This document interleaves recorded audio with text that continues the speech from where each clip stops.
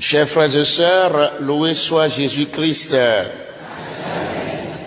Dans la première lecture de ce mardi de la 33e semaine ordinaire, Apocalypse chapitre 3, versets 1 à 6, 14 à 22, le Seigneur continue pour nous son appel vibrant à la conversion.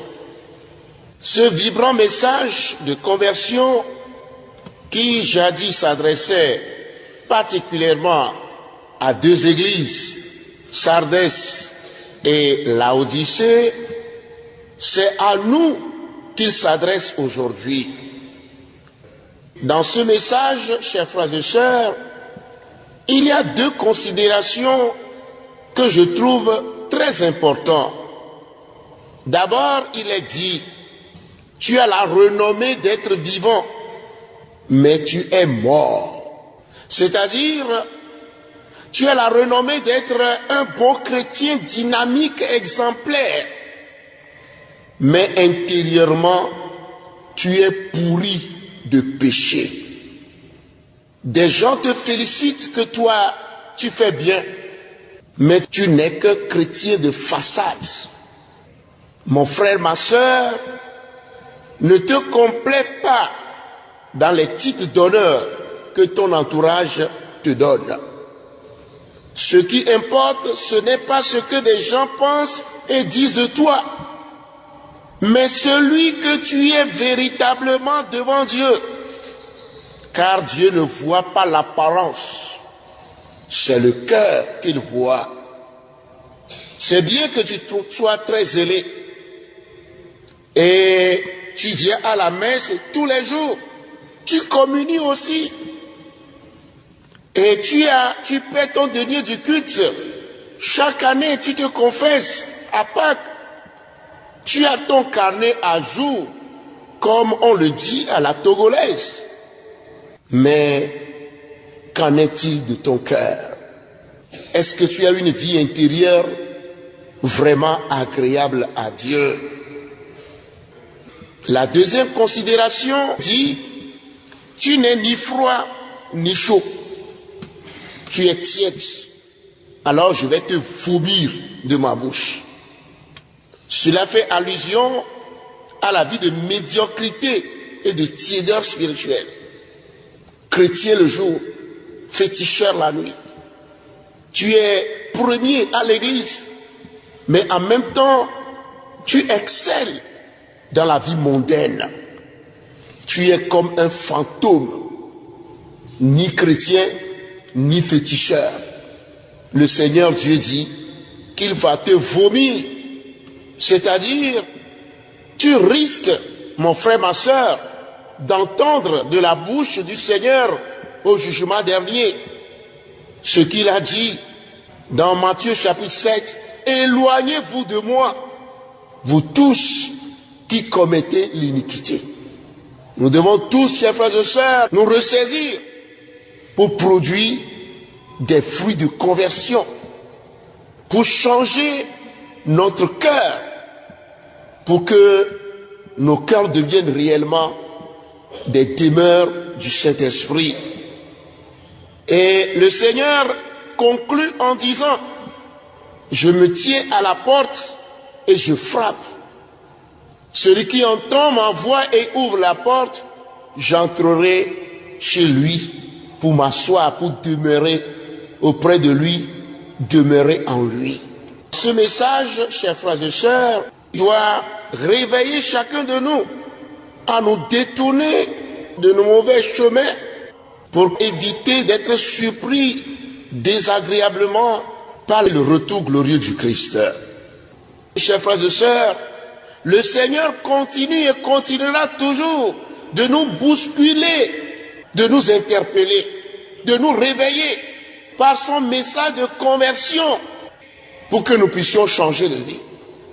Et celui qui saisit l'occasion pour changer de vie, le Seigneur dit que ce jour-là, il portera le vêtement blanc, c'est-à-dire la sainteté, pour rentrer allègrement dans la gloire du Fils de Dieu. Et si on ne se convertit pas, le Seigneur dit qu'il va nous surprendre comme un voleur dans la nuit. Il parle de notre départ de ce monde. Si tu remets ta conversion à demain, tu risques de rencontrer en chemin la mort. Et justement, parlant de la conversion, l'évangile d'aujourd'hui, Luc chapitre 19, versets 1 à 10, nous offre un exemple admirable en la personne de Zachée, qui passe de la simple curiosité à la foi en Jésus-Christ. Il veut voir Jésus. Voilà tout son problème. Voir Jésus, qui il est. Or, il est empêché par la foule, mais surtout par sa taille courte. Oui, chers frères et sœurs, pour certains, ce n'est pas leur entourage qui constitue un écran pour eux. C'est leur condition de vie humaine. Et Zachée n'est pas resté là-bas. Il a inventé un moyen pour que sa soif de voir Jésus soit réalisée. Celui qui a réellement soif de Dieu, il sait comment inventer des moyens sûrs qui conduisent à Jésus. Le chrétien ne doit pas rester paresseux. Je veux bien pardonner, mais j'ai tellement de blessures intérieures, ma condition humaine ne le permet pas. Mon frère, tu dois te battre comme Zachée. Et qui est Zachée? C'est un riche, un homme important de la localité. Mais regardez ce qu'il a fait. Il a couru. C'est comme un homme en cravate qui, à cause de Jésus, court et monte un arbre. Un grand homme qui monte un arbre rien que pour voir Jésus. Ça paraît ridicule, non? Oui, mon frère, ma soeur, cela veut dire quoi? Si tu veux voir Jésus réellement, être avec lui, il te faut l'humilité, le dépouillement de soi, comme Zachée l'a fait. Et quand tu fais tout cela, oh, le Seigneur est attentif aux petits détails de nos vies. Arrivé là, Jésus lève la tête et lui dit, tu veux me voir? Non, ça ne suffit pas. Aujourd'hui, je dois demeurer chez toi. Vous voyez comment le Seigneur nous récompense. Le petit effort que tu fais chaque jour pour Jésus, il le voit et il passe par là pour demeurer dans ta vie.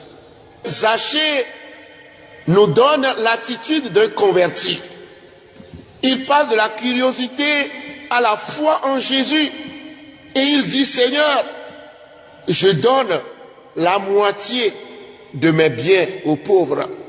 Et si j'ai triché quelqu'un, je lui rembourse 4 fois. Un homme qui a changé de vie réellement. Saint Paul dira que celui qui vit dans le Christ est une nouvelle créature. L'ancien en est allé. Le véritable converti doit faire preuve de changement. Quelque chose doit changer dans ta vie pour montrer que tu n'es plus celui que tu étais. Tu es devenu ami de Jésus-Christ. Et le Seigneur achève en disant que le salut est arrivé dans cette maison parce que lui, Zachée aussi, est un fils d'Abraham. Cela montre que Jésus est venu pour tout le monde. Je suis venu pour chercher tous ceux qui sont perdus. Oui, le salut appartient à tout le monde, à tous les chercheurs de Dieu. Que ce message de conversion aide chacun de nous à changer nos vies pour que nous devenions vraiment ses amis pour éviter le feu de l'enfer. Amen.